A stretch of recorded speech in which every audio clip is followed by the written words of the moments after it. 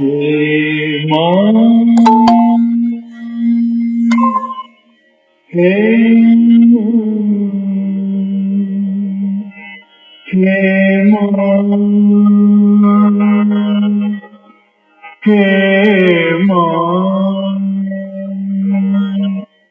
हे माँ, माँ, हे माँ, हे माँ।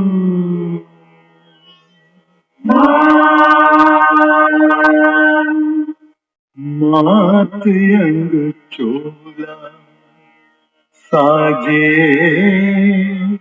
हर एक रंग चोला साजे। मात अंग चोला साजे, हर एक रंग चोला साजे। मात अंग चोला साजे, हर एक रंग चोला साजे। मात की महिमा देखो, ज्योत दिन रहना जागे। मात की महिमा देखो, ज्योत दिन रहना जागे। मात अंग चोला साजे, हर एक रंग चोला साजे। मात अंग चोला साजे, हर एक रंग चोला साजे।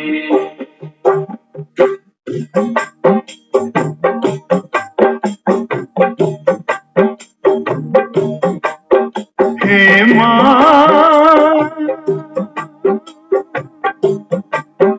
हे माँ,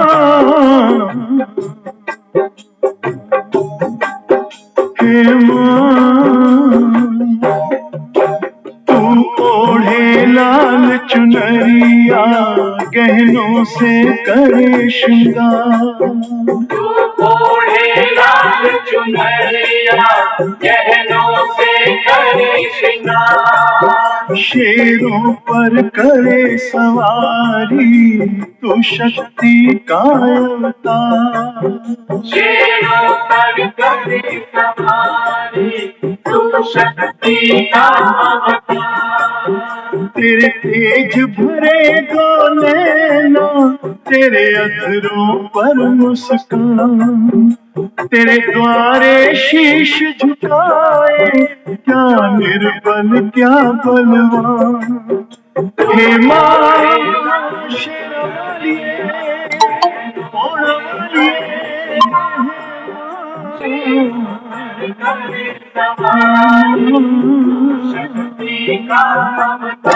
तेरे ही नाम कमाता जगत में डंका बाजे। तेरे ही नाम कमाता जगत में डंका बाजे। मात अंग चोला साजे, हर एक रंग चोला साजे। मात अंग चोला साजे, हर एक रंग चोला साजे। मात की महिमा देखो, ज्योत दिन रहना जागे। मात की महिमा देखो, ज्योत दिन रहना जागे। मात अंग चोला साजे, हर एक रंग चोला साजे। मात अंग चोला साजे, हर एक रंग चोला साजे।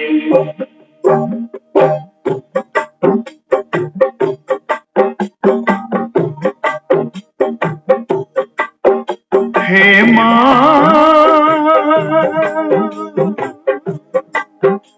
हे माँ, हे माँ, ऊंचा है मंदिर तेरा, ऊंचा तेरा स्थान। ऊंचा है मंदिर तेरा, ऊंचा तेरा स्थान। दानी क्या कोई दूजा, माँ होगा तेरे समान। दानी क्या कोई दूजा माँ होगा तेरे समान। जो आए श्रद्धा लेके वो ले जाए वरदान। हे माता तू भक्तों के सुख दुख का रखे ज्ञान। हे माँ लता वालिए शेरा वालिए तारा वालिए हे माँ तेरे चरणों में आके भाग्य कैसे ना जागे। तेरे चरणों में आके भाग्य कैसे ना जागे। मात यंग चोला साजे हर एक रंग चोला साजे। मात यंग चोला साजे हर एक रंग चोला साजे। मात की महिमा देखो ज्योत दिन रहना जागे। मात की महिमा देखो ज्योत दिन रहना जागे। मात रंग चोला साजे हर एक रंग चोला साजे। मात रंग चोला साजे हर एक रंग चोला साजे।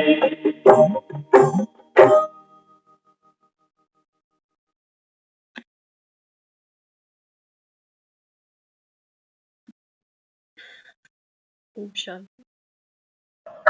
ओम शांति दीदी। ओम शांति, सभी को ओम शांति।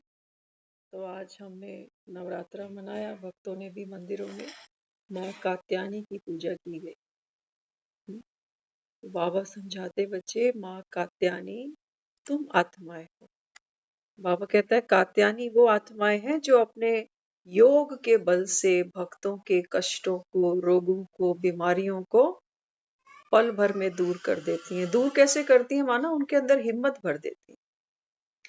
तो बाबा यहाँ समझाते, आज देखो हमने नवरात्रि मनाए तो भक्त मंदिरों में जाकर माँ का गुणगान करते हैं। गीत के, भजन के बोल थे, मात अंग चोला साजे। आज सुबह की मुरली में भी बाबा ने समझाया, देखो मंदिरों में 2 समय ऐसे होते हैं जब श्रृंगार माँ का किया जाता है। नया चोला, नया श्रृंगार माँ को किया जाता है, स्नान कराया जाता है 2 समय पर। तो बाबा ने आज सुबह मुरली में बताया, बाबा कहते हैं बच्चे ये वास्तव में ये बात तो तुम ब्राह्मण आत्माओं की है। बाबा कहता है कम से कम 2 बार ज्ञान का स्नान करो संगम पर, तब बाबा कहता है ये माया की धूल मिट्टी सब छटेगी, ऐसे नहीं छोड़ेगी। बाबा कहता है ये पीछा 1 घंटा मुरली सुनते हैं, बड़ा वैराग आ जाता है, समझ मिल जाती है कि हाँ बात तो सच्ची ही है। कब चले जाना है दुनिया से किसको पता। तो क्यों ना दुनिया से मोह ममत्व धीरे धीरे कम करें। जब मुरली सुनते हैं तो अपने अंदर ऐसा वैराग्य का बीज पैदा होता है, लेकिन फिर शमशानी वैराग है, थोड़ी सी देर का। इसीलिए बाबा कहता है बच्चे मुरली का मनन चिंतन करते चलना। तो बाबा कहता है तुमको मुरली बल देगी, ताकत देगी, शक्ति देगी। तो ये जो माँ का मंदिरों में श्रृंगार अगर देखते हैं ना, ये चोले माँ को पहनाते हैं, कभी लाल रंग का, कभी पीले रंग का, कभी नीले रंग का, कभी हरे रंग का। तो बाबा समझाता है, बाबा कहते हैं बच्चे ये रंगों की एक एक रंग की बाबा कहता है अपनी अपनी एक इम्पोर्टेंस है, महत्व है हर एक रंग। तो आज की मुरली में हम ये जानेंगे कि माँ का चोला, माँ का श्रृंगार किस किस रंग में माँ को जब कौन सा चोला पहनाया जाता है तो भक्तों को उससे क्या प्राप्ति होती है। भक्त देखो बेचारे कितने कितने किलोमीटर की यात्राएं करते हैं, ट्रेनों में, बसों में, गाड़ियों में। बूढ़े होते हैं तो भी बेचारे कैसे ना कैसे यात्रा करते हैं कि तीर्थ कर लें, स्नान कर लें। बीमार होते हैं तब भी तीर्थों में जाके स्नान करते हैं। किस लिए? सिर्फ पुण्य कमाने के लिए ना, कि मुक्ति मिल जाए, आगे अच्छा जन्म मिल जाए। बाबा कहते देखो भक्त करते सब कुछ है, लेकिन बाबा कहता है आगे का रास्ता किसी को पता ही नहीं है। तो बाबा कहता है बच्चे, ये जो महिमा है, ये चोलों की, ये श्रृंगार की, बाबा कहता है वास्तव में ये बात तो है आत्माओं की। आप देखो मंदिरों में सबकी इस समय नवरात्रों की जोत सबने जगाई होगी। तो आप देखो, पहले हम क्या करते हैं, मंदिर में पीछे की तरफ हम तस्वीरें लगाते हैं। अपने मंदिर को एक बार सामने लेकर आओ, मंदिर के अंदर हमने तस्वीरें लगा रखी और बाहर की तरफ हमने जोत जगा रखी। माना उनके आगे जोत जल रही है और पीछे वो बैठे हैं। जैसे ऐसे सोचो कि सोफे पर वो बैठे हैं और टेबल पे जोत जल रही है। ऐसा ही तो सीन होता। जैसे एक छोटा सा ड्राइंग रूम बना दिया हमने उनके लिए कि सभी अपने अपने सोफे पे बैठो और बीच में ये जोत जल रही। वास्तव में बात है निराकारी आत्मा की। बाबा कहते हैं बच्चे, ये जोत तो तुम सब हो, कोई एक जोत थोड़ी है मंदिर में जो जागी। बाबा कहता है ये संगम पर तुम्हारे सबके जागने का समय आ गया। खुद को पहचानो। शरीर पीछे है, मंदिरों में यही किया हुआ है हमने। मूर्तियां, तस्वीरें पीछे लगा रखी हैं, आगे जोत रखी हुई है। बाबा कहते हैं तू आत्मा है और ये शरीर पीछे है। तो आत्मा को हम क्या चोला पहनाए? चोला माना स्वमान का चोला। बाबा कहते हैं जितनी आपको अपने स्वमान की स्मृति रहेगी ना, बाबा कहता है बच्चे ये जोत जागती रहेगी। और जिस घर में कहते हैं जोत जगती है, वहां पर कष्ट क्लेश नहीं आ सकते, ऐसा भक्त भी मानते हैं बेचारे। बाबा कहते हैं वास्तव में बात तो क्या है, हम तो अपना आपको अनुभव सुनाए। कुछ साल पहले पुरानी बात है, हमने नवरात्रों में घर पे कीर्तन रखा हुआ था। सबको बोल भी रखा था कि इतने बजे से कीर्तन शुरू हो जाएगा, लेकिन अनफॉर्चुनेटली कुछ ऐसी मिस हैपनिंग उस समय हो गई कि हमको एम्स भागना पड़ा किसी को लेकर के। तो हमने जाकर जिन्होंने कीर्तन करना था उनको जाके इन्फॉर्म करा कि कीर्तन रहने दो आज का, तो फिर कभी और देखें। तो कहने का भाव ये कि हम ये सोचे कि जहां जोत जगेगी वहां जीवन में कष्ट कलेश नहीं आएंगे। अभी भी हम किसी से आ रहे थे तो मिलकर आए, वो कितने सालों से कैंसर पेशेंट है। वो बता रहे थे, कहते हैं आज मैं कितने महीनों बाद कमरे से बाहर निकला। उनके घर में तो कितने हैं जो नवरात्रों पे पूरे व्रत रखते हैं। तो कहने का भाव क्या कि जो भक्ति में हम करते हैं ना, वो भी अच्छा है। अच्छा है, कुछ ना करने से बहुत अच्छा, करना चाहिए। लेकिन अर्थ ये है कि जो हम कर्म कांड करते हैं, जो तपस्या वहां हम व्रत के नाम पर करते हैं, मंदिर जाकर करते हैं ना, उससे अल्पकाल की प्राप्ति तो होती है, क्योंकि आत्मा के अंदर विल पावर बढ़ती है, नो डाउट बढ़ती है विल पावर। लेकिन जो कर्म भोग हैं वो तो चुप तो करने ही पड़ेंगे, उनसे कौन बचा ले, उनसे कोई नहीं बचा सकता। लेकिन हाँ, जब ये जोत हमारी जगती है ना, तो वो उस परम पिता की शक्ति हमको मिलती है। भक्ति में देखो, हम सबने भक्ति की है, सबका अपना अपना अनुभव है। आप अभी सुनने वाली पोजीशन में हो, हम अभी बोलने वाली पोजीशन में है। तो हमने जो कुछ सुना, देखा, अनुभव किया, वो यही है कि भक्ति में हमने खूब भक्ति की, जीवन में कष्ट भी आए थे, समय कैसे काटते थे वो हमारा दिल जान, वो आप सब जानते हो कि हमारे में कोई ताकत नहीं होती। हमारे में बस एक इतनी ही रह जाती है कि भक्ति को लेकर भावना, कि हम रोज मंदिर जाने लगते हैं, हमारा तप बढ़ने लगता है और शक्ति के नाम पर हम सिर्फ वहां गिड़गिड़ाना और रोना ही जानते हैं बस।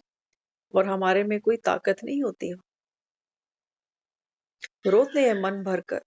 घर में हो सकता है किसी के आगे ना रोए, लेकिन वहां तो जी भर के रोते हैं। कई कई बार हमको पुरानी भेंटें याद आती है ना, तो आज भी हम जब कुछ काम कर रहे थे तो वो एक पुरानी भेंट स्मृति में आ गई, तो हम उसको अपने वर्ड्स में गाते थे उस जमाने में भी। तो इतने साल बाद जब वो भेंट दोबारा स्मृति में आई, मुख से हमने गुनगुनाई, तो आंखें फिर से छलक गई। अब आप सोच लो, दुनिया कह देती है कि आत्मा तो निर्लेप है, आत्मा पर कोई भार नहीं चढ़ता। चढ़ता है, इतने सालों पुराना कोई दर्द, भेंट याद करी और आंखें छलक। कि ये तो वही भेंट थी, ये वही बोल थे जो हम उस समय पर गाते थे। आज ना वो हालात बचे, ना वो सिचुएशन बची, लेकिन आत्मा का वो संस्कार आज भी खड़ा था, तो छलक गया आंसू। इसलिए बाबा कहता है तुम्हारे संस्कार तुमसे करा ले, और हमारा सारा पुरुषार्थ अभी हमारे संस्कारों पर ही है ना। एक एक लाइन लाइन बोल के बोल के सुनाओ सुनाओ भेंट भेंट की। की। आप भी वो उस समय की बात है जब मम्मी परेशान रहती थे, तो दुख डाढ़े मैं हाँ कमजोर किनू कवा, तेनू ना कवाते 10 होर किनू कवा। तीनों को। कोई भी सहारा मेरा बणया नहीं, तेरे सिवा किदे तो भी मंगया नहीं। आशा वाली टूट गई जे डोर किनू कवा, तेनू ना कवाते 10 होर किनू कवा। तो ये कई बार हम अकेले में ये सुनते थे और मन भरता था, गुनगुना। है ना। तो कहने का भाव कि भक्ति हम सब ने की, जीवन में संघर्ष भी किया, उतार चढ़ाव भी देखे, लेकिन हमें कोई ताकत नहीं। हाँ, रोना हम बहुत श्रद्धा भाव से कर लेते थे, क्योंकि मन भरता है तो इंसान फिर क्या करे।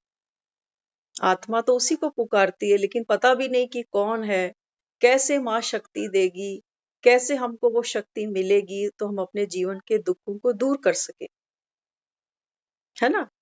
तो आज इस ज्ञान के माध्यम से हमको वो शक्ति मिलती है।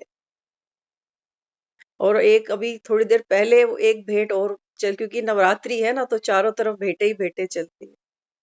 तो आपने एक और सुनी होगी, वो तो राजेश खन्ना की फिल्म का गाना ही था, माता के ऊपर ही था वो, कि वो उसको कहती है, माँ को अपील करती है अपने बच्चे के लिए कि जिसको उसका खून मैं देखूं कैसे, जिसको दूध पिलाया है। आप सबने सुना होगा ना, उसका खून मैं देखूं कैसे, जिसको दूध पिलाया है। तो हम इसको चेंज कर लेते थे, उस समय पर हम कहते थे मैं उसका खून कैसे देखूं जिसने दूध पिलाया है।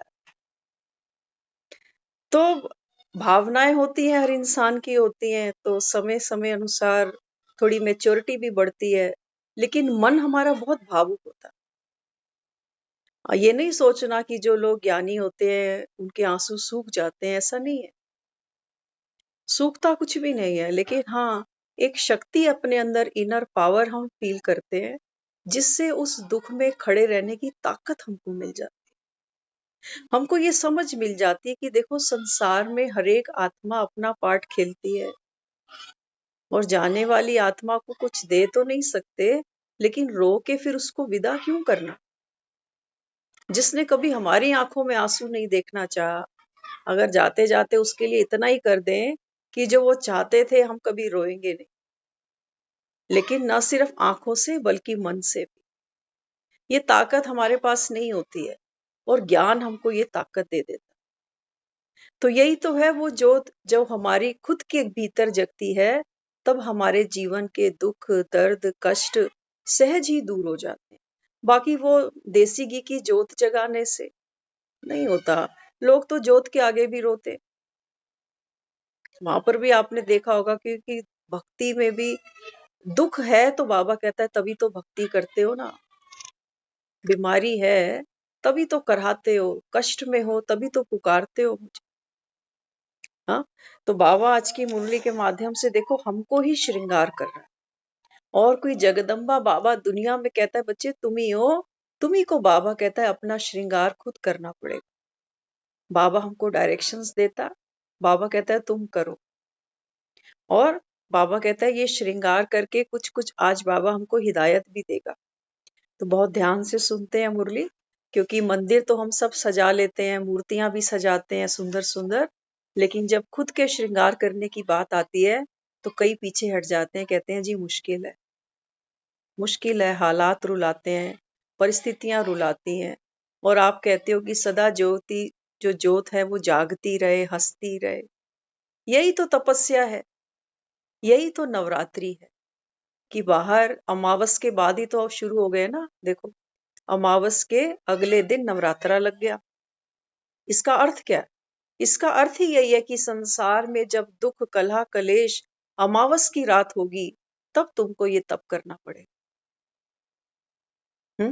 तो आज की मुरली में बाबा सुनाते, बाबा कहते बच्चे बाप दादा ने सारे दिन के लिए भिन्न भिन्न ड्रेस और श्रृंगार, साथ साथ बैठने के स्थान व आसन कितने श्रेष्ठ दिए हैं। आप बिलीव नहीं करना, ये मुरलियां हमने हाथों से लिखी हुई हैं अपने, लेकिन माशाअल्लाह उसकी है कि वो जब मुरली सुनाने बैठता है ना, तो इतने सुंदर सुंदर संकल्प चल पड़ते हैं। अभी देखो ये लाइन हमने आपके सामने अभी एक बार पढ़ी है। पढ़ते पढ़ते क्या इसका हमको अर्थ मिल गया? हाँ, अर्थ ये मिल गया, हम सोच के हक्के-बक्के रह जाते हैं कि ये हमारा अपना कुछ भी नहीं है। आप सोचो कि ये मुरली सुनाती, लेकिन नहीं, ये बाबा की ही कमाल। बाबा ने देखो क्या कहा, बाबा कहता है बाप दादा ने सारे दिन के लिए भिन्न भिन्न ड्रेस और श्रृंगार, साथ साथ बैठने के आसन कितने श्रेष्ठ दिए हैं। तो हमको क्या संकल्प आया अभी? ये वैसा ही संकल्प आया जैसे एक बाप बेटी को विदा करता है ना, तो सोफे देता है ना, ड्रेसेस भी देता है, गोल्ड भी देता है कि ये तेरे सेट हैं पहनने के। बाबा भी हमको ये दे रहा है, लेकिन ये सब अलौकिक है। दुनिया की चीजें आप बाजारों से खरीद सकते हो, सोफे सेट मिल जाएंगे आपको, बढ़िया बढ़िया ड्रेसेस मिल जाएंगी, सोने के सेट, डायमंड सेट आपको मिल जाएंगे। लेकिन आप ऐसे लोग भी देख लेना जो सोफे पर बैठते भी हैं तो दुखी हैं। ऐसे लोग देख लेना जिनके गलों में हीरों के आभूषण सेट भी हैं, लेकिन नींद नहीं आती उनको, बीमारियां, रोग, चिंताएं। दुनियावी धन से हम सच्चा सुख शांति नहीं खरीद सकते। तो लौकिक पिता का दहेज तो मिलता ही है सबको, हर जन्म हमको मिलता है। लेकिन ये पारलौकिक पिता अपनी कन्याओं को दिखाया ना, शिव और पार्वती का ब्याह हमने कल सुना था। तो वो पिता बनकर, कल भी की चेन की बात हुई थी, तो पिता बनकर वो हमको कितना अलौकिक दहेज दे रहा है। ये अभी हमारे ऊपर है कि हम कितना उससे ले सकते हैं। एक बेटी बाप को कभी मना नहीं करती, पापा बस करो, सब कुछ मुझे ही लुटाते जाओगे क्या? पीछे 2 बहनें और भी हैं। कहेगी कभी? कहेगी नहीं पापा, ये भी चाहिए, वो भी चाहिए। और बाबा कहता है बच्चे मेरी कोई नौकरी, दुकान, फैक्ट्री थोड़ी। बाबा कहता है मैं तो शहंशाहों का शहंशाह हूं। तीनों बाबा कहता है लोगों का मैं मालिक हूँ, मुझे क्या कमी आने वाली। तुम बाबा कहता है इसलिए भक्ति में भक्तों ने कहा है कि जो देने वाला है वो नहीं थकता, लेकिन लेने वालों की झोलियां भर जाती। तो बाबा भी देखो यहाँ समझाते, बाबा कहता है संगम युग पर बाबा कहता है मैंने तुम्हें सारे दिन के लिए कितनी बढ़िया बढ़िया ड्रेसें दी हैं, जिसको भगत कहते हैं माँ का चोला, सुआ लाल लाल लाल। हम्म? तो बाबा समझाते, देखो लाल रंग प्रतीक है शक्ति का। पंडितों से भी पूछना कभी, कलर थेरेपी भी आती है एक, है ना। और हम जो अपने घर में पर्दे लगाते हैं, बेडशीट बिछाते हैं, अगर किसी वास्तु एक्सपर्ट से कभी मिलो तो वो भी आपको बताएगा कि आपके घर में जो आप व्हाइट वॉश का कलर भी चूज करते हो ना, इसका भी हमारे मन पर इफेक्ट आता है। इसीलिए कमरों में हम लाइट कलर कराते हैं। हर एक कलर की एक एनर्जी निकलती, वो हमारे मन को प्रभावित करती। हमको याद है हम जब बहुत छोटे होते थे ना, तो पुरानी डीटीसी की बसें चलती थी, आपको याद होगा, हरे और पीले रंग वाली। तो उस बस में चढ़ना हमको कतई भी वारा नहीं था। हम रो पड़ते थे कि इस बस पे हमको नहीं जाना। उसके कलर देखकर कुछ ऐसा होता था कि हम वो कलर देख ही नहीं पाते थे, बर्दाश्त नहीं होता था, तबीयत खराब होने लग जाती। तो जब हम कलर्स की बात करते हैं, माँ के देखो, माँ को लोग लाल रंग की चुन्नी ओढ़ाते हैं, है ना। वैसे तो आजकल बहुत रंगों की ओढ़ाते हैं, लेकिन हर रंग की अपनी एक महिमा है। हम्म? तो बाबा भी समझाते, बाबा कहता है मैंने तुमको कितनी सारी ड्रेसेस दी, कितना श्रृंगार दिया, और सोफे तुमको कितने बढ़िया बढ़िया दिए। सोफे माना हमारा आसन। माँ को बिठाते हैं ना, मंदिरों में भी माँ को जब बिठाते हैं तो पहले आसन बिछाते हैं। ऐसे नहीं कि मूर्ति ली और सीधी टेक दी वहां पर। ज्यादा कुछ नहीं तो अखबार जरूर बिछा लेते कि ऐसे नहीं, कुछ तो यहाँ होना चाहिए, है ना। तो बाबा समझाते, रमणीक रंगत देखी, इतनी सुंदर ड्रेस होते भी बच्चे पुरानी मैली ड्रेस पहन लेते। बाबा कहता है ना, कई बार मम्मी पापा क्या करते हैं, बच्चों को ड्रेस दिलाने ले जाते हैं बाजार। कहते हैं चल तेरे को नई फ्रॉक दिला दूं, नई जीन्स दिला दूं। और जब वो ले आते हैं तो बच्चे क्या करते हैं, उसको अलमारी में रख देते हैं। तो माँ कहेगी पहन ले, वो कहेगा नहीं अभी नहीं पहनूंगा, तब पहनूंगा, उसकी शादी पे पहनूंगा, उसके बर्थडे पे पहनूंगा, दिवाली पे पहनूंगा। बाबा कहते हैं ये हाल तुम्हारा है। तुम भी बाबा कहते हो तुमको इतने मैं श्रृंगार देता हूँ, चोले देता हूँ, आसन देता हूँ कि बच्चे इन पर बैठो। बाबा कहते हैं तुम सिर्फ संभालते जाते हो बुद्धि की अलमारी में। बाबा कहते हैं ये करते क्या है, पहले खुद ही जो मैले कुचेले हैं ना वही पहन के रखते हैं। मैले कुचेले कौन से? हमारे मैले कुचेले वस्त्र हैं कि बाबा मैं तो ऐसा ही हूँ। ये है हमारे मैले वस्त्र, मेरा स्वभाव ही ऐसा है। करते हैं ना अपने लिए खुद ऐसा। बाबा कहते हैं ये मैले कपड़े क्यों नहीं उतारते? मैं तुमको, बाबा कहता है, ब्रांडेड कपड़े दे रहा हूँ, वो तुम पहनते नहीं हो। तुम, बाबा कहते हैं, मैले कुचेले ही पहन के राजी हो जाते हो। तो अपनी ड्रेसेस व श्रृंगार सेट गिनती करो, गिनती कर नहीं सकते हो। बाबा ने बच्चों को इतने सम्मान दिए, इतने आसन, इतने सोफे, इतनी कुर्सियां उसने लगाई हैं हमारे लिए कि हर परिस्थिति में वो कहता है अपना आसन चेंज करो। हर परिस्थिति में आसन चेंज कर दो अपना, कि मैं तो ये हूं। आप देखो, हम अपने बच्चे डरते हैं ना छोटे छोटे, हम अपने बच्चों को कहते हैं मेरा शेर पुत्र। करते हो ना ऐसे? या कहते हो मेरा गीदड़ पुत्र? नहीं। अपने बच्चों को हम क्या कहते हैं? मेरा शेर बच्चा है, मेरा शेर पुत्र है। बाबा भी हमको कहता है बच्चे, बाबा कहता है इस आसन पर बैठो, तुम हो शेर पुत्र, बैठ जाओ शेर के ऊपर। ये बाबा कहता है ये कागज के शेर हैं, ये तुम्हारा कुछ नहीं बिगाड़ सकते, कुछ नहीं बिगाड़ सकते, बैठ के तो देखो। लेकिन बाबा कहता है तुम तो परिस्थिति आती है तुम भागते हो, बाबा को ही पुकार करते हो, बाबा तू ही आ जा। बाबा कहता है कर्म भोग तुम्हारे, कर्म बंधन तुम्हारे, पंगे तुम्हारे। बाबा कहता है बीच में मुझे खड़ा कर दे। अखाड़े में बाबा कहता है बाप जा नहीं सकता, अखाड़े में बाबा कहता है तुमको ही उतरना पड़ेगा। तो बाबा कहता है मुझसे शक्ति ले लो। एक कोच क्या करता है, प्लेयर को गाइडेंस देता है ना पूरी, कोच खुद थोड़ी उतर जाता है खेलने के लिए, वो लॉ नहीं कहता।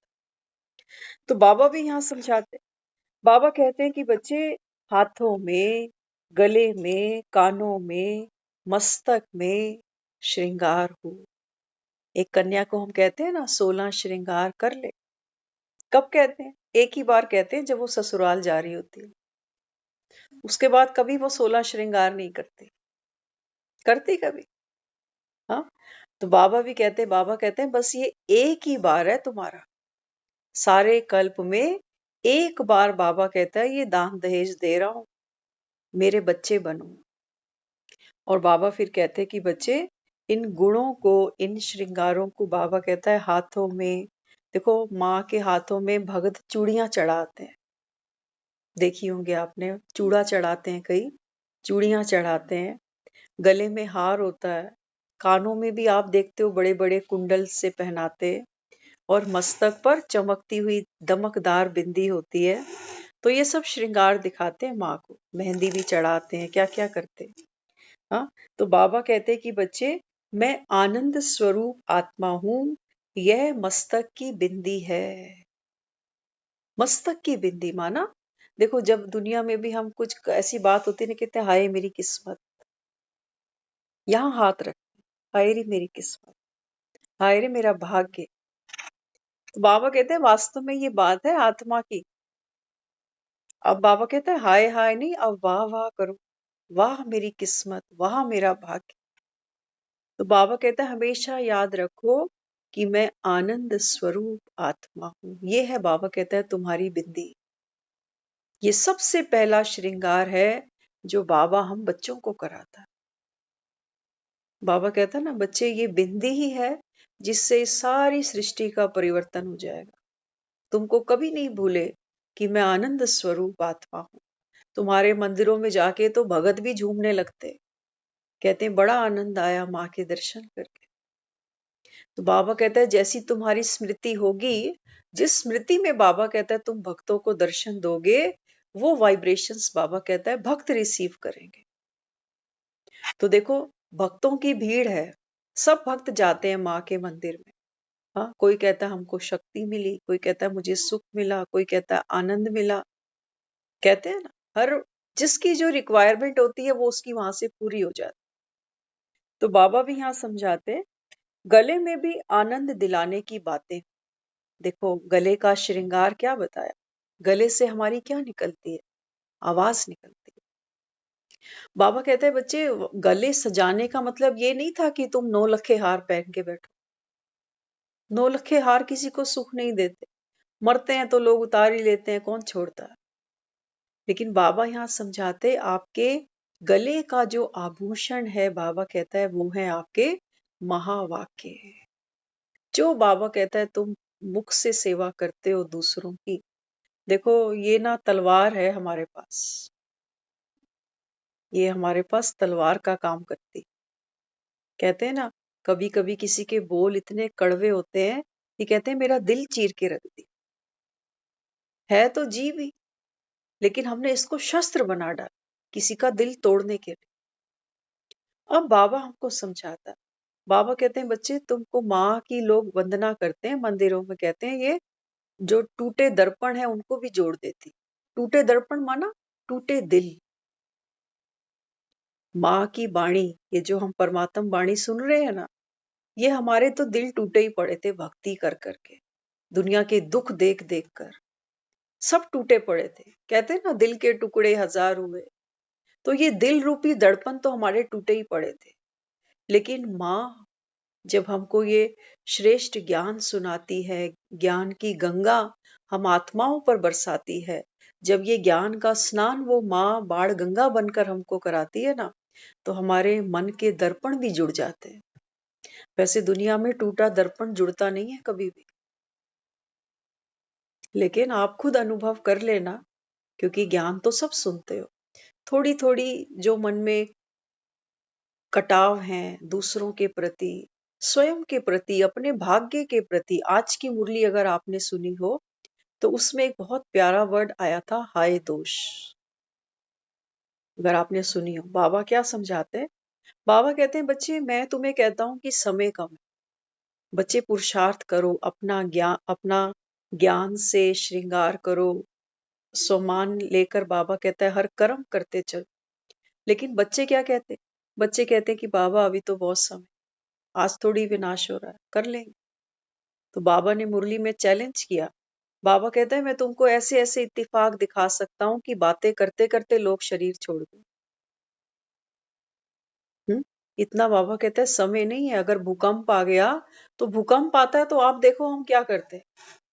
जैसे ही भूकंप आता है वो हम सबके लिए एक एडवेंचर ही होता है, तुरंत फोन करते हैं, तुझे पता चला भूकंप आया था, मैं वहां बैठा था, इतनी जोर से बेड हिला, इतनी जोर से ये हिला। वो कहता है मुझे पता ही नहीं, मैंने तो समाचारों में देखा है कि भूकंप आया था।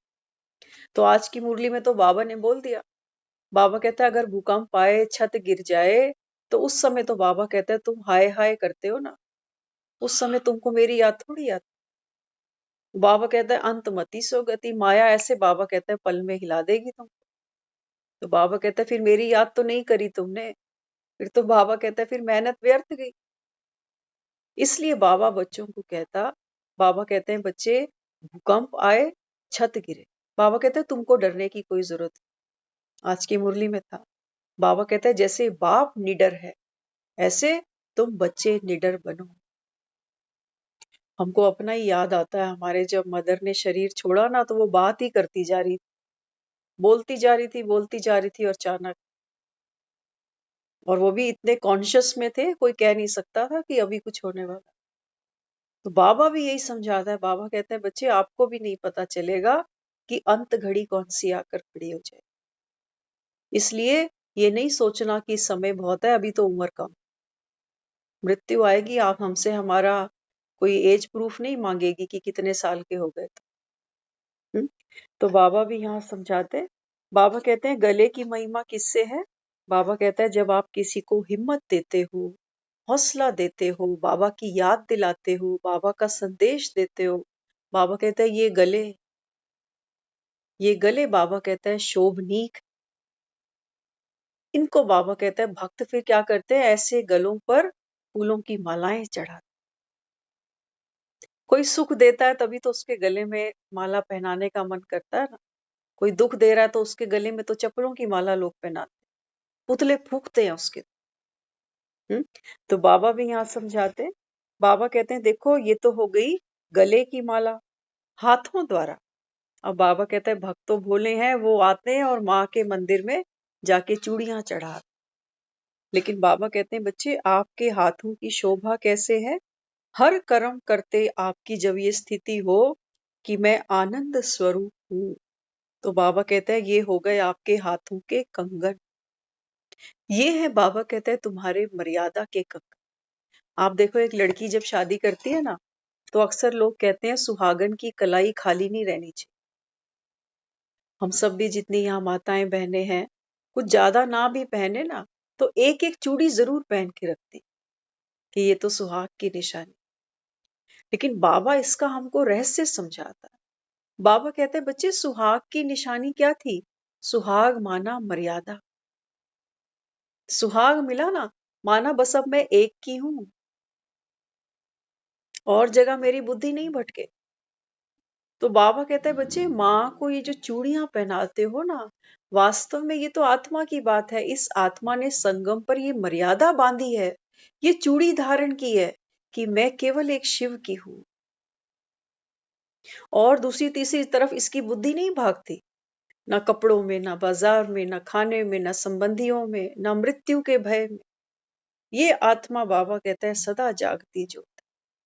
बाबा कहते हैं यही तो तुम। हम्म। आगे फिर समझाया बाबा ने कानों द्वारा। अब देखो माँ के कानों का भी श्रृंगार है, वहां भगत तो खूब श्रृंगार करते हैं माँ का। तो बाबा कहते हैं कानों का भी श्रृंगार क्या है। इस समय हम सब जो यहाँ मुरली क्लास अभी सुन रहे हैं ना, ये है हम मुरली हमारे कानों का श्रृंगार। बाबा कहते हैं ये कानों से जब मुरली भीतर जाती है, माना जब आत्मा इसको सुनती है, तो बाबा कहते हैं आत्मा आनंद स्वरूप अनुभव करती है, उस लाइट को, उस पावर को अपने भीतर अनुभव करती है। तो कानों के द्वारा आत्मा इस समय अतीन्द्रिय सुख का अनुभव भोग रही है। बाबा कहते हैं ये मुरली तुम्हारे कानों का श्रृंगार है, और ये मुरली बाहर बाजारों में नहीं बिकती। बड़े बड़े पंडित शास्त्री ये ज्ञान नहीं जानते। वो पंडित आपको यही, हमको तो खुद अपना बताएं आपको, हमने ज्ञान में आने से पहले शायद मन भी नहीं होता था, लेकिन अब क्या बोले, घर में सबका होता था कि जाओ मंदिर में माँ को श्रृंगार चढ़ाओ। वो नवरात्रे आने होते थे तो हमको फोन आता था कि जाओ माँ को श्रृंगार चढ़ाओ। तो हम कई बार किलसते थे मन में क्योंकि जो मार्केट का जो श्रृंगार है ना, उसमें हमारी कभी रुचि रही नहीं। पूरे जीवन आज तक हमने कभी भी नेल पेंट नहीं लगाया, और वो सब तो जो बिंदी ये सब घिन आदि, मतलब कहना नहीं चाहिए, सबकी अपनी अपनी रुचि होती है, लेकिन हमको ये चीजें कभी पसंद नहीं आई थी छोटी एज से भी। टीचर्स डे होता था तो किसी ने बोला आपके छोटे छोटे बाल है ना, तो आप मैथ्स की टीचर बन जाना, वो साड़ी पहन कर आती थी। तो हमने तो पूरे जीवन कभी साड़ी सूट पहने ही नहीं थे, कभी नहीं पहने थे, जीन्स से ही पहनते थे, जीन्सों में ही पूरी जिंदगी निकल गई। और कह कह के लोग थक गए कि सूट पहनो सूट पहनो। लेकिन थोड़ा बहुत कुछ ऐसा भी मिला जीवन में, ऐसा सर्कल भी मिला कि जब सूट भी पहना, कभी कभी साड़ी भी पहन ली। लेकिन मेकअप के नाम पर हम जीरो, जीरो। घर में शादियां भी हुई, कभी किसी पार्लर में जाके हमको सजना रास ही नहीं आता। तो कहने का भाव यहाँ क्या, जो श्रृंगार हम दुनिया में समझते हैं ना, वो श्रृंगार श्रृंगार नहीं होता। वो तो डॉक्टर्स भी मना करते हैं, कहते हैं अपनी स्किन के साथ जितना लिहाज करो अच्छा है, ये चीजें नुकसान करती हैं, केमिकल्स होते हैं ये सभी, है ना। तो पुराने लोगों को आप देखोगे तो उनके चेहरों पे आज भी नूर मिलेगा। वो पुराने लोग तो हम सुनते हैं, वो कहते हैं हमने कभी साबुन ही नहीं लगाया। वो मुल्तानी मिट्टी आती है ना, उससे नहाते हैं वो आज भी कई लोग, उसी से सर धोते हैं कई लोग, आज भी ऐसे हमारे साथ में हैं। वो कहते हैं हमने कभी जीवन में ये साबुन ही यूज नहीं करा। तो पहले तो प्राकृतिक संसाधन जो मिलते थे, लोग उन्हीं को यूज करते थे। और आजकल छोटे छोटे बच्चे हैं, ये डीओ बॉडी स्प्रे के बिना बाहर ही नहीं जाते। हम्म? तो बाबा भी क्या समझाते, बाबा कहते हैं बच्चे फिर हो गया ये कानों का श्रृंगार, अब हमारे पाँव का श्रृंगार। माँ के पाँव में भगत पायल भी पहना कर आते हैं, बिछुए भी पहना कर आते हैं। हम्म? पूरा श्रृंगार कराते हैं माँ को। तो बाबा यहाँ क्या समझाता, बाबा कहते हैं पाँव द्वारा आनंद स्वरूप बनाने की सेवा हो, ये है पाँव का श्रृंगार। बाबा कहते हैं संगम पर आप जितने कदम चलते हो ना, बाबा कहता है किसी आत्मा को ज्ञान सुनाने के लिए, किसी को कोर्स कराने के लिए, तो बाबा कहते हैं ये है तुम्हारे पाँव का श्रृंगार, कि तुम चलकर बाबा कहता है वहां तक गए। ये बाबा कहते हैं तुम्हारे पाँव का श्रृंगार। तो पाँव का श्रृंगार फिर कैसे दिखाएं, तो उन्होंने सुंदर सुंदर पायल बना दी। आगे फिर कहते बाबा, कोई कोई देह के संबंध और देह के पदार्थों के लगाव की बदबू वाली ड्रेस जो दूर से ही बदबू छोड़ती है, कोई चमड़े की ड्रेस अर्थात क्रिमिनल आई, किसी की ड्रेस पर गंदे दाग अर्थात औरों के अवगुण को देख अपने में धारण करना, किसकी ड्रेस पे खून के दाग बार बार विक्रम करने वाली अर्थात आत्मघात करने वाली आत्मा की श्रेष्ठ स्थिति का घात करना। अब बाबा ने एक तरफ हमको बताया अलौकिक श्रृंगार के बारे में। अब बाबा कहता है कि बच्चे क्या अवज्ञा करते हैं। बाबा कहता है मैं तुमको कहता हूं कि बच्चे अपने को कौन देखो, कि मैं आत्मा आनंद स्वरूप हूं। ये बिंदी बाबा कहता है लगाओ कानों से। बाबा कहता है ये ज्ञान सुनो, तो बाबा कहता है आप आनंद स्वरूप के आसन पर विराजमान हो जाओ। लेकिन बाबा कहता है बच्चे क्या कर देते हैं, हम मिस्टेक कर देते हैं बार बार। तो बाबा कहते हैं बच्चे फिर क्या करते हैं, बाबा कहते हैं देखो माँ को ना, हम सुनते थे पिछले कई सालों में, कुछ लोग स्पेशली नवरात्रों में माँ के मंदिर के लिए गुलाब की मालाएं, गुलाब की धूप बत्ती लेकर आते हैं। तो हमको पता नहीं था, लेकिन वो कहते नहीं माँ को ना गुलाबों की खुशबू खूब पसंद है। लेकिन जब हम ये ज्ञान सुनते हैं तो हमको पता चलता है वास्तव में ये बात तो है रूहानी गुलाब की। तो वो अपने घरों में ही वो सब गुलाब के फूल और गुलाब की अगरबत्ती वगैरह वो सब जलाते हैं। तो भक्तों का भाव है वो भी अच्छा है। तो बाबा यहाँ समझाते, बाबा कहते हैं बच्चे तुम्हारे में होनी चाहिए कौन सी ड्रेस, बाबा कहता है आनंद स्वरूप, मैं शिव की शक्ति हूँ। लेकिन बाबा कहता है आप क्या करते हो, बाबा कहता है ये ड्रेस मैली कर देते हो। कैसे मैली करते हो, बाबा कहता है जब किसी के लगाव में चले गए, जब बाबा कहता है किसी के प्रभाव में चले गए, जब बाबा कहते हैं जब आप किसी भी आत्मा के किसी भी वस्तु के आकर्षण में आ गए, तो बाबा कहता है ये ड्रेस पर फिर दाग धब्बे लगने शुरू हो जाते हैं। आपने देखा होगा जो मंदिर सजाते हैं माँ के, सुंदर सुंदर कपड़े पहनाते, श्रृंगार कराते ना, भक्तों को टच नहीं करने देते, वो सब करने देते हैं टच। इतनी दूर तो वो होती है, वो ऐसे बस दूर से मत्था टेको और चलते चलो, सारे टच नहीं कर सकते उसको। क्यों, वो दिखाया गया है कि ये आत्मा देहधारियों से, देह के लगाव से, देह की आसक्तियों से दूर बैठती है। ये तप है उसका। वो बाबा कहते तुमको यहाँ बिठाना है अब खुद को, कि तुम्हारे सामने कोई भी आ जाए, हमारा बच्चा आए, हमारा पति आए, पत्नी आए, परिवार का कोई भी आए, बाबा कहता है मेंटेन योर डिस्टेंस, कि मैं कौन हूं, मैं शिव की शक्ति हूँ। मुझे किसी के लगाव में, प्रभाव में, वस्तु के आकर्षण में नहीं जाना। नहीं तो बाबा कहता है फिर ये ड्रेस तुम्हारी मैली हो जाएगी। और माँ की ड्रेस मैली हो, फटी हुई हो, तो क्या ये शोभनीय है? नहीं है। फिर वो भक्त कहेंगे ये खंडित हो, फिर कहेंगे ये नहीं, फिर तो कोई नहीं लेकर। बाबा कहता है खंडित तो नहीं बन जाते ना। हाँ, तो अमृत वेले से श्रेष्ठ श्रृंगार का सेट धारण करो। अमृत वेले उठ जाओ। बाबा कहता है आलस नहीं करो कि ठंड बहुत है, गर्मी बहुत है, पूरी रात सोए नहीं, इसी समय नींद आती है। हमको माया ने इतना भरपूर कर रखा है ना कि हमारे पास सुबह ना उठने के कारण बहुत सारे। अगर आप उठोगे, आजकल हम पार्क जाते हैं ना, इतना आनंद आता है पार्क में, सुबह सुबह घास इतनी प्यारी लगती है। लेकिन अभी तो खैर वहां रश बहुत है क्योंकि कालका मंदिर काफी लोग जाते आते हैं अभी। लेकिन बस 2-3 दिन में सब भीड़ थम जाएगी क्योंकि उनकी तपस्या 9 दिन की है। फिर वो आराम से सोएंगे। लेकिन बाबा हमको क्या समझाता? बाबा कहता है बच्चे, जब तक तुम जीते हो संगम पर, तब तक बाबा कहता है तुमको जागना पड़ेगा। तो जागो कैसे? बाबा कहता है अमृत वेले उठो, श्रेष्ठ श्रृंगार का सेट धारण करो। कई फिल्में देखते हो और घरों में भी कुछ ऐसा सिस्टम है कि जब एक बहू घर में लेकर आते हो ना, तो पुराने सपे पे हम सुनते थे, वो बताते हमारे घर के, कहते हैं हमारा जब नई नई यहाँ शादी हुई तो ऐसा सिस्टम था कि सुबह सुबह जल्दी उठना है, नहा धोकर फिर रसोई में जाके फिर सबके लिए चाय नाश्ता बनाना।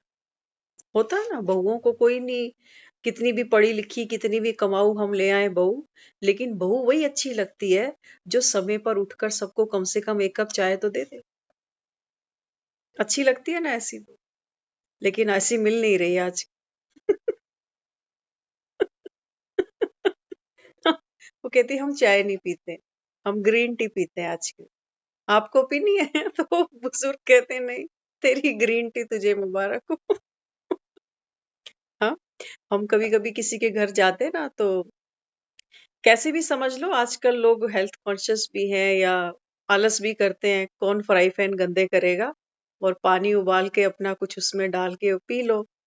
तो कई लोगों को हमने ये कमेंट देते हुए सुना, कहते हैं कि देखो घर में दूध नहीं है क्या, जो ग्रीन टी करते रहते बार बार।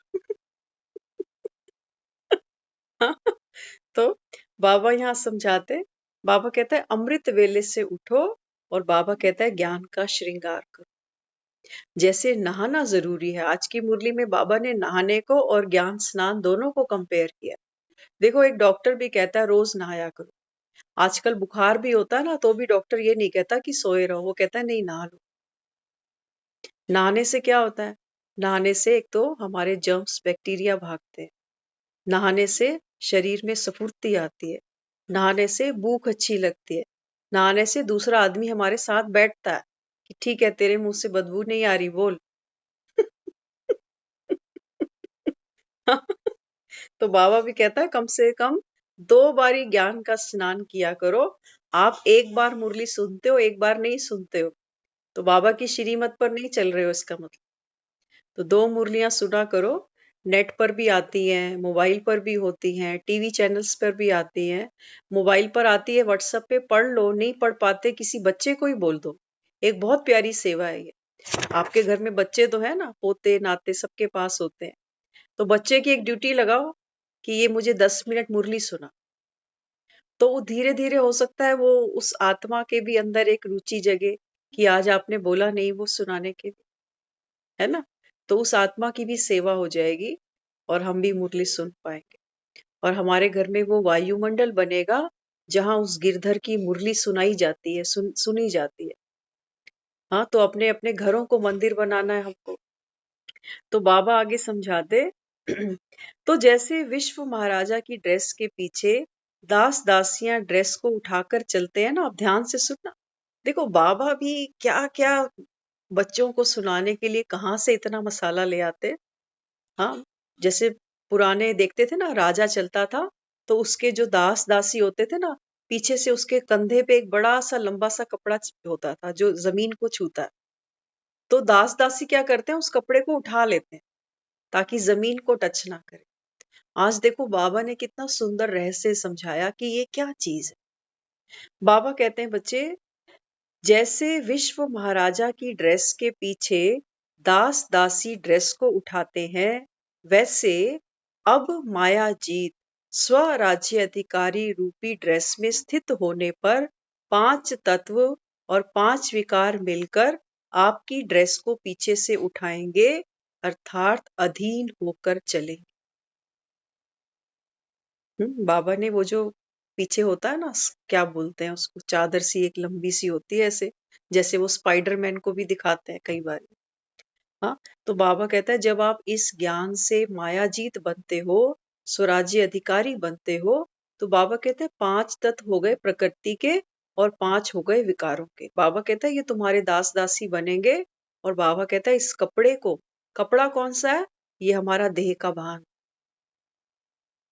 बाबा कहता है जितना तुम इससे न्यारे होते जाओगे ना, बाबा कहता है ये तुम्हारे दास दासी बन जाएंगे। एक लंबाई हो, एक डिस्टेंस हो हम आत्माओं के बीच में और इस लॉन्ग ड्रेस के बीच में। ये वस्त्र ही तो है हमारा, ये शरीर हमारा वस्त्र ही तो है। तो इन दोनों के बीच में जितना डिफरेंस होगा, जितनी लंबाई होगी, बाबा कहता है ये तत्व तुम्हारे दास दासी बनकर पीछे से बाबा कहता है तुम्हारी सेवा कर रहे होंगे। तो दृश्य सामने लाओ। बाबा कहता है अभी अपने सामने ये दृश्य लेकर आओ कि मैं महाराजा महारानी बनकर चल रही हूँ और पीछे से 5 तत्व प्रकृति के और 5 विकारों के, ये मेरा जो पीछे से दुशाला है इसको उठाकर चलते जा रहे हैं। तो माया जीत के पीछे रावण के 10 शीश सेवाधारी बन फिर चलेंगे। लेकिन जब ड्रेस से टाइट होंगे, निरंतर अर्थात लंबी चौड़ी होगी, तब वह 10 सर्वेंट आपके पीछे पीछे उठाते आएंगे। अगर निरंतर की लंबाई नहीं होगी, टाइटल्स में टाइट नहीं होंगे, तो यही सेवाधारी ड्रेस उतार देंगे क्योंकि लूज हो। बाबा कहता है ये बड़े चालू हैं पीछे से जो तुम्हारे सेवक बनेंगे। अगर बाबा कहता है अगर वो कंधे पर वो जो शीट होगी ना, बाबा कहता है अगर वो टाइट नहीं होगी ना, बाबा कहता है वो तो खींच के उतार देंगे। तो इसलिए बाबा कहता है हमेशा अपने टाइटल्स में, सम्मान में, बाबा कहता है टाइट माना दृढ़ रहना। तब बाबा कहता है फिर आप देह के भान से न्यारे होगे और ये प्रकृति के रावण के 10 शीश बनकर बाबा कहता है तुम्हारी सेवा करें। तो अब दृढ़ संकल्प के टाइटल की ड्रेस को टाइट करो। दृढ़ संकल्प है, बाबा कहता अगर दृढ़ संकल्प होगा कि मैं आत्मा शक्तिशाली आत्मा हूँ, मैं आत्मा देह से न्यारी आत्मा हूँ। अगर बाबा कहता है चलते फिरते आप इस स्वरूप में रहोगे, क्योंकि हम क्या करते हैं, हम हमेशा रट्टा देते हैं खुद। सुबह उठकर कह देंगे कि मैं आत्मा शक्तिशाली, लेकिन जरा सी कोई बात किसी ने कुछ बोल दिया, हम वहां शक्ति को यूज ही नहीं करते। कह तो दिया शक्तिशाली हूं, लेकिन जब किसी बात को समाना चाहिए था, जब किसी बात को सहन करना चाहिए था, तो कोई भी शक्ति भीतर नहीं। तो बाबा यहाँ समझाते, ब्रह्मा बाप व बाप दादा ने संगम का दहेज दिया है ना। बाबा कहता है यहाँ 2 पिता तुमको दहेज दे रहे हैं, एक स्वयं परम पिता परमात्मा शिव और एक बाबा कहता है ब्रह्मा। एक अलौकिक पिता, एक पारलौकिक पिता। बाबा कहता है संगम पर तुम आत्माओं को दहेज देते हैं, लव मैरिज की है तो दहेज भी तो मिलेगा ना। बाबा कहता है बच्चे तुमने क्या किया इस समय, हम आत्माओं ने उस शिव साजन को अपना जीवन साथी बनाया, जन्म जन्म का साथी बनाया। वास्तव में था ही वही, तभी तो दुनिया कहती है कि भी राम को प्यारा हो गया, राम नाम ही सत्य, बाकी तो सब झूठ था। तो बाबा यहाँ समझाते, पुरानी ड्रेस अब तक छिपा कर रखी है तो उसको आज जला देना। पुरानी ड्रेस, पुरानी ड्रेस क्या है हमारी, बाबा कहता है मैं, मेरा, मैं ऐसी, मैं वैसी, मैं फलाना, मैं ये, मैं वो। बाबा कहते हैं ये है देह का भान तुम्हारा। इस पुरानी ड्रेस को बाबा कहता है आज जला देना। कहीं छिपा के रख ली तो फिर हाथ में लग जाएगी, फिर पहन लोगे कि मैं तो क्या करूं, मैं तो ऐसी हूं, मेरा स्वभाव ही ऐसा है, मेरी नेचर ही ऐसी है। तो बाबा कहता है आज इस पुरानी ड्रेस को जला दो। नवरात्रि मना रहे हो ना, तो नवरात्रि में भी लोग नवमी वाले दिन घरों में हवन कराते हैं। आपने देखा सुना होगा, कई लोग करवाते हैं, हवन भी मस्ट मानते हैं। तो बाबा भी समझाते, बाबा कहते हैं कि बच्चे तख्त से उतरेंगे तो फांसी का तख्ता आ जाएगा। तख्त से बाबा कहता है कभी नहीं उतरना। बाबा कहता है ये तख्त क्या है, बाप ने तुमको, बाबा कहता है माया की और जो विघ्नों परिस्थितियों के बाबा कहता है जो चैलेंज आते हैं ना, इससे बाबा कहता है मैंने तुमको उपराम बनाया, जिसको भक्त कहते हैं हमारा उपवास है। नवरात्रि शुरू होते हैं ना तो भक्त कहते हैं हमारा उपवास है। उपवास का मतलब क्या होता है? उपवास का मतलब वो सोचते हैं कि आज हमने रोटी नहीं खानी, वो बेचारे इसको उपवास मानते हैं। लेकिन वास्तव में उपवास तो आत्मा का है। वास माना रहना और उप माना वो जो ऊपर है निराकार परमात्मा, उसकी याद में मुझको रहना। ये था हमारा उपवास। लेकिन भक्ति में हमने सोचा कि रोटी नहीं खाएंगे तो ये उपवास, ये व्रत मान लिया हम। हम्म? तो बाबा यहाँ समझाते बच्चे तख्त से नहीं उतरना। अगर तख्त से उतरे तो बाबा कहता है फिर फांसी का तख्ता तैयार है। कौन सा फांसी का तख्ता? बाबा कहता है कभी मोह की फांसी पे लटकती है आत्मा, तो कभी लोभ की फांसी पर लटक पड़ती है। तो बाबा कहता है अभी ये दहेज को धारण करो। अब बेटी तो वो ना जो बाप ने चीजें दी है उनको यूज तो करे। हाँ, और देखो लड़कियां जब जाती हैं ससुराल तो रोज नए नए कपड़े पहन के सबको दिखाती हैं कि देखो मेरे पापा ने दिया, मेरे पापा ने दिया। कहते नहीं थकती वो पूरा जीवन। हम्म? तो बाबा भी समझाते, बाबा कहते हैं बच्चे ड्रेस पहननी तो आती है ना, लेकिन सदा टिप टॉप रहे ये याद रखना। बाबा कहते हैं सोमान के चोले पहनो, लेकिन सोमान के चोले गंदे नहीं कर दे कि मैं ऐसा ही हूं जी, मैं क्या करूं। हाँ, मुझसे ये पुरुषार्थ होता ही नहीं है, मैं अमृत वेले उठ ही नहीं सकता। बाबा कहता है ये ड्रेस को गंदा करते जा, कह कह के। तो बाबा कहता है ये जो बाप ने दहेज दिया, ये ड्रेसें तुमको पहननी तो आती है ना, लेकिन सदा टिप टॉप रहे ये याद रखना। तो सदा सजे सजाए रहना। माँ को देखो हर समय श्रृंगारी हुई दिखाई हुई दिखाते हैं ना, तभी तो भक्त जाते हैं। ऐसी ऐसे स्वरूप का दर्शन करके बाबा कहता है भक्तों को आत्म संतुष्टि मिलती है, आत्म शांति मिलती है, आत्म बल मिलता है। तभी तो बेचारे जाते हैं मंदिरों में, और मिलता भी है, आप मानना इस बात, मिलता भी है। हम खुद उठ उठ कर कई बार गए। एक बार हमको याद है नवरात्रि लगनी थी अगले दिन से, तो हमारा ऐसा प्लान होता था कि आसपास के सब झुंड बना के सुबह सुबह कालका मंदिर जाते थे। तो उस दिन ऐसा चांस हुआ था कि हम लेट पहुंचे थे, हमारी कोई तैयारी नहीं थी नवरात्रि की कि कल करेंगे, आज हम घर ही लेट पहुंचे हैं अभी। तो फोन आए एक दो, हमने बोला नहीं हम सुबह नहीं जाएंगे, नहीं जाएंगे, क्योंकि कोई तैयारी नहीं करी, पहले पूजा घर में करनी होती है। तो 3 बजे का टाइम था, कोई अलार्म नहीं लगाया, कुछ नहीं लगाया। तो कानों में बहुत जोर जोर से, क्योंकि हम भजन जागरण खूब सुनते थे जा जाके, चंचल के और इसके उसके खूब अटेंड करते थे जागरण। तो हमारे कानों में इतनी जोर जोर से आवाजें आई, कोई भजन की, आपको भजन क्या सुनाओ अभी, जोगिया जोगिया मैं मैया दा जोगिया, ऐसे करके। तो अब कानों में जैसे लग रहा है कि कोई यहाँ गाने बजा रहा है मेरे, तो फिर नींद खुल गई। अब नींद खुली तो कौन गाने बजा रहा था ये तो राम जाने। अब नींद खुली तो उठ के फटाफट नहा लिए और अकेले मंदिर पहुंच गए। अब जब वो आसपास के वो पता चला, कहते हैं आप अकेले ही चले गए, हमें क्यों नहीं बताया। मैं कहा हमें भी नहीं पता, बस किसी ने वो सुनाया, हम उठ के चल दिए बस फिर। तो भक्तों के अंदर भी इतनी तड़प, इतनी प्यास रहती है कि भी कुछ भी हो जाए, हमारा ये जो नियम है ये नहीं टूटना चाहिए। आप देखो जो पूरे व्रत रखते हैं ना, अगर बीच में कभी तबीयत खराब हो जाए तो उनके अंदर बड़ा वो होता है कि अरे मेरा एक व्रत छूट गया, है ना। तो हमारे अंदर भी ये जज्बा होना चाहिए कि हमारी एक मुरली तो नहीं छूट गई कहीं, एक दिन रोटी ना मिले तो क्या हालत हो जाती है ना। तो बाबा भी यहाँ क्या समझाते, बाबा कहते हैं बच्चे ऐसे ही सदा सजे श्रृंगाए रहना। जो बेबी होंगे वो बीबी नहीं बने। ध्यान से सुनना, भक्तों को बाबा कह रहा है बेबी। बेबी माना गुड्डे पटोलों से तो खेलते रहे इतना, है ना, कि वो इसको ये चोला पहना दो, वो हार पहना दो, छोटी छोटी चरण पादुका ले आते माता की कि घर में चरण पादुका रखो, उन्हीं को मत्थे टेकते रहते।